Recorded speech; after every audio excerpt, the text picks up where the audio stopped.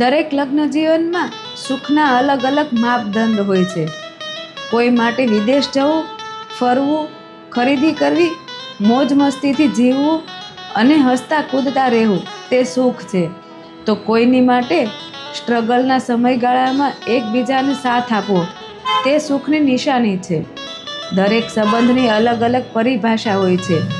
જે બહારથી સારું દેખાતું હોય તે અંદરથી પોલું પણ હોઈ શકે છે, અને જે બહારથી સામાન્ય કે ખરાબ દેખાતું હોય તે અંદરથી ખૂબ જ સારું હોઈ શકે છે.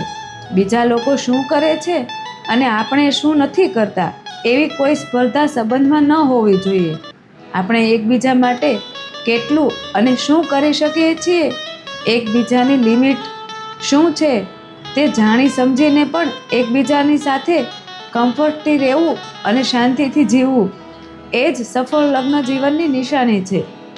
લગ્ન જીવન એ કોઈ સ્પર્ધા નથી કે જેમાં આપણે પોતાને બીજાથી ચડિયાતા બનાવવાની હોડમાં લાગ્યા રહેવું પડે. જો તમને આ મારી વાત સાચી લાગી હોય તો કોમેન્ટ કરજો, લાઈક કરજો અને શેર કરજો.